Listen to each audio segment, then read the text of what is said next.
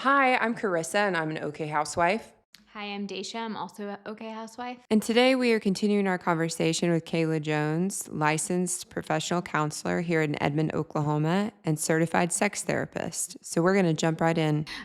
Okay, so what emotion or hindrance do you see the most of causing a disconnect between couples emotionally and or sexually? Yeah, so I thought about this one too a lot. And the basis, I think the root is shame. Yeah. Mhm. Shame is something that, again, if we're harnessing and shame is festering, then that leads to lots of emotional reactions and active actions, right? And so one thing that comes from that is resentment, stonewalling, maybe avoidance, right? Avoidance is something that works great when you need it to, but Mhm. ultimately people lean on it too much. Mhm. And so here's this idea of like, if I'm constantly avoiding hard topics because I feel shame about my hard topics, then Yeah. it's never gonna we're never gonna build into especially a strong, safe intimacy base Yeah. off that. I feel like that's something I think we've talked about this, but I know like with my college friends, we were all like raised evangelical. Like the majority of us like saved ourselves to marriage. And I can remember, yeah, and I can remember like having that conversation of like, oh my gosh, like when you're walking down the aisle, if you were to have sex, it was a sin. But then as you're leaving, it's like wild, wild west show. Oh, I have so much to say here. Yeah. Like one of my best friends, we do like a girls trip every summer, and every summer we get down to the sexual shame within Christian communities. Mhm. And I mean, Chris has probably heard this story a million times, but you're gonna hear one more. And I always think of I read this book right before I got married called Captivating, and it was the woman's counterpart to Wild at Heart. Okay. And it was basically like how you should be a wife. And I can remember one of the quotes being, if you're going to put on lotion on your legs or body in front of your husband, you better at whatever time that is that you're doing that, be willing to have sex. Oof.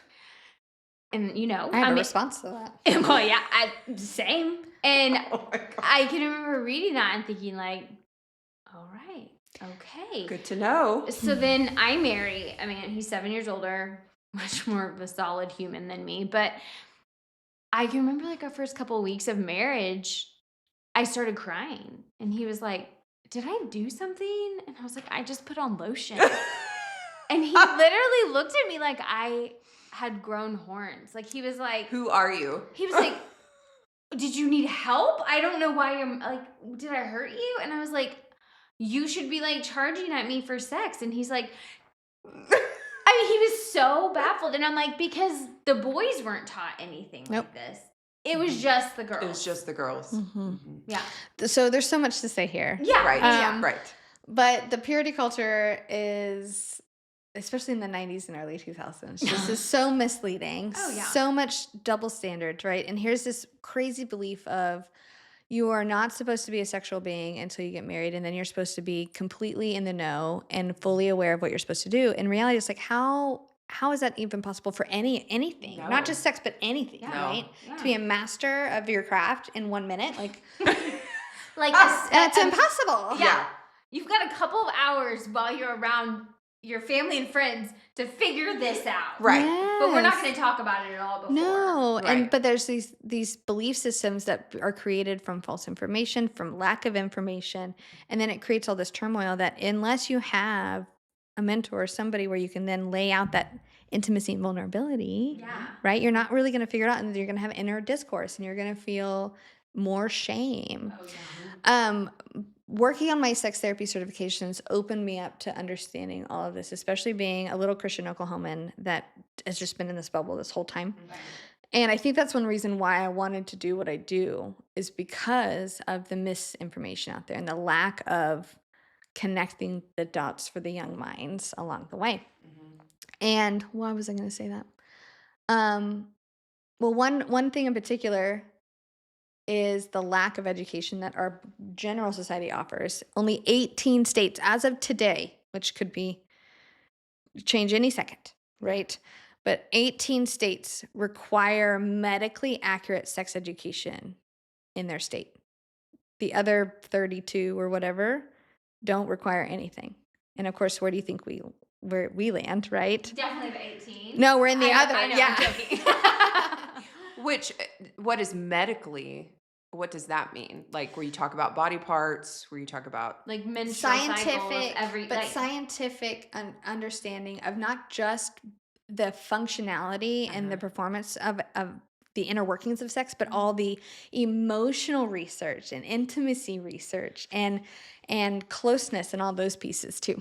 and I mean, like, we were both in the same sex ed class in 6th grade, yeah. but like, that was just all about bodily functions. Yeah, that was pretty much just about like periods. Yeah. Because it was like girls split up. I mean, yeah. And invite me another time. We can talk about comprehensive sex education, but it also includes social and emotional care, Right. and that's completely missing. Well, yeah, because we're taught and we're continuing to teach that it's just a physical act when that's crazy. Yeah. Because there's just the So much more that goes into it. yeah. There is. Again, those 5 pieces: emotional, spiritual, intellectual, right? And so then another piece I wanted to share is shame. Again, is the one thing that causes this discourse, but actually, sexual shame is probably the first thing that we load as a human. Really? And so, sexual shame is the first type of shame that all of us humans experience, and especially in our culture, because the first thing we do is cover up those body parts. Yeah.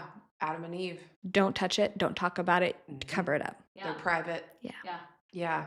Interesting. And that's crazy because, I mean, obviously that's how we were all raised. I mean, we were all around the same age. And there was no talk about sexual abuse. There was no talk of like, calling your parts what they are. Anatomically correct. And now, I mean, we've learned so much like of how it's so important to call things what they are. But that's if you're an adult choosing to look at that information too. Agreed. Right? Yes. Right. And there lies the vulnerability. Like some adults can't even handle that. No. Yeah. And that's so weird to me because I'm like, Well, so we were texting the other day, but and Carissa had mentioned just a comment that somebody had made about little things that maybe she had little small snippets of her and Kevin's intimacy, but not even anything like. I hadn't given any details. No. I was just alluding to like And everyone should be free what they want to do kind of thing. And one person like slowly backed away, and another person basically like shamed her in front of everybody. And like when she texted me that, like I was so mad because I'm like, that is exactly why we are where we are as a society, because we're not talking about things, and we all know that like sin and those things, like they grow in the dark. They totally grow in the dark. And but you have to realize if you're an emotionally like capable human being, I have to take a step back too, and I have to go, that was her problem. 1000%. Right? That had nothing to do with me. And I don't know, like I put myself out there like an open book with these other women, and if stuff comes up, my ears pop up and I'm like, yeah, I know. I'm like, I'm sorry, what did you say? Yeah. Because throughout my marriage and throughout my sex life, it's like you have these things happen where you're like, oh my gosh, people don't know this. Like you should tell them, they should know this stuff. And so many people are uncomfortable with going there. And it's just crazy to me. Well, in the Christian culture, that makes sense though, because all for the first 18 years of your life or longer, it's told that you are not allowed to even touch this. Yes. Yeah. And I mean, I will say that I'm thankful that I grew up in that culture. I really feel like it gave me safety growing up. And I think that that's important, especially when it comes to emotional health, because I went into a relationship without any scars. And it was a beautiful, great thing, You just mean like you're thankful that you were abstinent. Like you're thankful that you were like taught that was the way. Yeah, I am personally, because I think that we need that safety. And I think that if we can protect ourselves from pain throughout the process and still be able to choose a good partner, I think that that is important. So I definitely want to, say that like, hey, it's not like it's a bad thing, but there was a lot of shame attached to it. And then, yeah, you get in this relationship and you're like, I don't know what to Well, do. I think you can have I lose count. abstinence, but have education with it. That's what I'm Totally. thinking is I think it's filling in the gaps of more consistent, more accurate, comprehensive sex education, along with a good mentor that says, "You're gonna have these urges, you're gonna have these thoughts, you're gonna have these feelings. Yes. Let's talk about them." Yeah. Like mom or dad. Hopefully, Hopefully. yeah. But Yeah. if not mom or dad, hopefully you'd trust it. But I mean, Mhm. it's as a parent, that's your That should be our goal. yes. Well, and I reminded myself in this process because I'm working on my own deconstruction of understanding where my shame has come from, right, over the years. Mhm. And it's this idea of it just would have been nice for someone to say, God gave you these parts for a reason. You have Mhm. these urges for a reason. You have Mhm. these desires for a reason. There's a Mhm. place for it and a safe Mhm. place for it too. Mhm. Yes. Yeah. You know? Yes. So Yeah. I agree. Just like a validation that you're not, because in your mind when you're a kid, you think, I'm so weird. Like, this is crazy. Why do I feel Mhm. like why this? the hell would we have penises and vulvas if we weren't supposed to do something with Right. them? Yeah. Just like fingers. Yeah. We do lots of things with our fingers. Right. Yeah. Right. Yeah. That's such a good point. Okay, so I'm gonna move on to one other thing. What is the number one thing you witness that couples could do to improve their relationship? There's a couple things. I don't know if I have a number one. And Okay, I yeah. probably will never have a number one if you Mhm. ask It's probably me. constantly evolving too, right? It's true. Yeah, Yeah. ask me in 10 years and I Mhm. could feel different. For Mhm. sure. Play. Oh. Yeah. Oh. Play. Interesting. Play. Research has shown that it immediately knocks down defenses. Yeah. Like play, like flirting play, or play like sexual play? The whole spectrum of play. Oh, just play If in I'm general. play, Lighten up. have Yeah. fun, do novel things, go to new places, try Mhm. new things out, Yeah. including into sexual stuff too, if Right. that's something that the couple chooses to do, Yeah. right? But the minute we can be more playful, the minute then we feel less defensive, the minute we probably would then can honor our vulnerability Yeah. and tackle some of the hard things together. Mhm. That's so true. That is a good. Yeah, I never thought about that. This is a parenting tactic. Oh, because you play with your kids too. And if I can go through teaching my kid a lesson through play, it's going to hit differently and land differently. Absolutely. So here's a statistic for you. It takes 400 repetitions to build a new habit, right? We've heard something like that, like 21 days to do a habit, right? But it's really 400 400 repetitions to build that neural network. In play, it only takes 12. 12 What? times. Wow. It's an amazing, right? So if I'm teaching my kid, okay, you're not supposed to hit, then I'm going to playfully teach my kid how to use gentle hands. And I only have to do that about 12 times before it starts to really register. Instead of 400. Where if I said, stop hitting, stop hitting, stop hitting, stop hitting. Wow. We can apply this to our intimate relationships too. That's Yeah, amazing. that is amazing.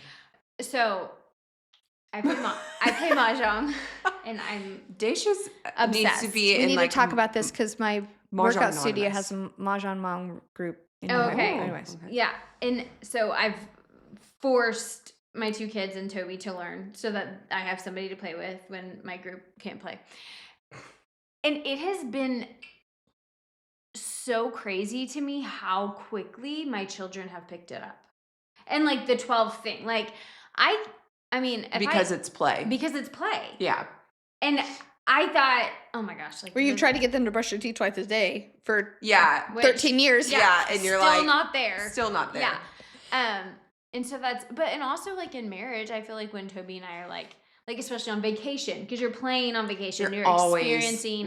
Mhm. Hey, you're like, oh my god, You're the best version of I yourself. love vacation, Mom.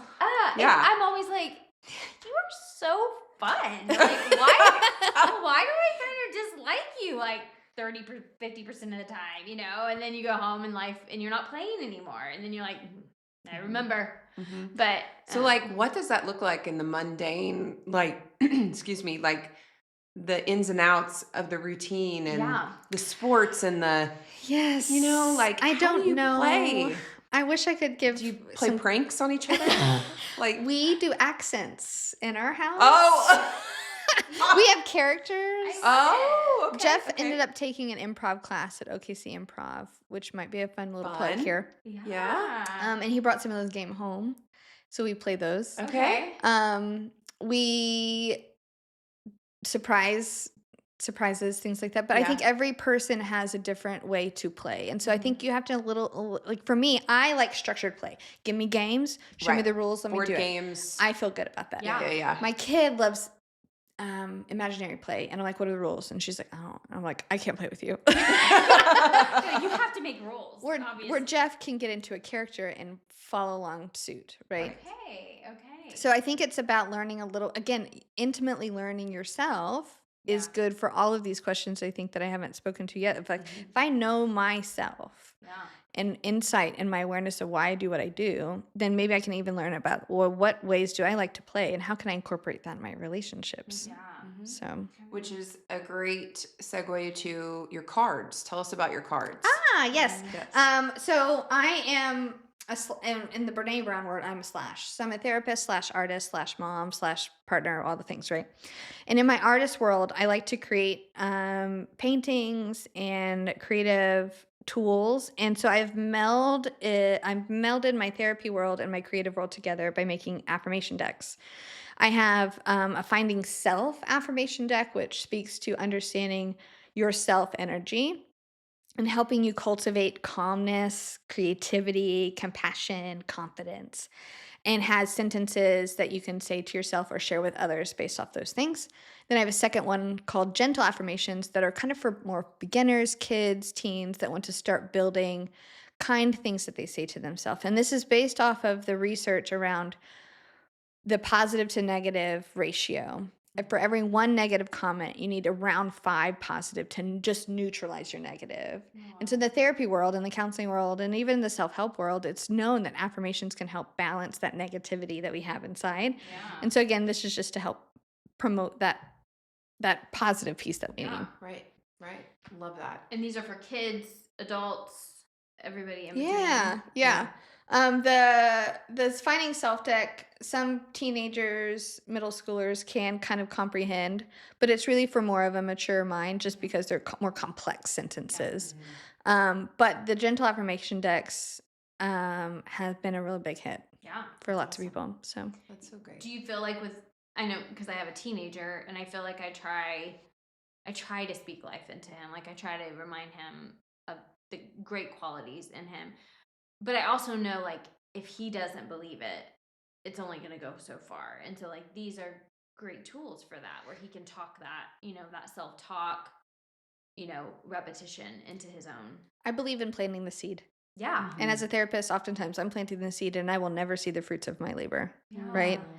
And so that's a Mhm. part of my job that I am okay with. Mhm. And here it's this idea at home, though, like, how can I plant the seed that you are good enough, you're smart enough? Gosh darn it, people like you, right?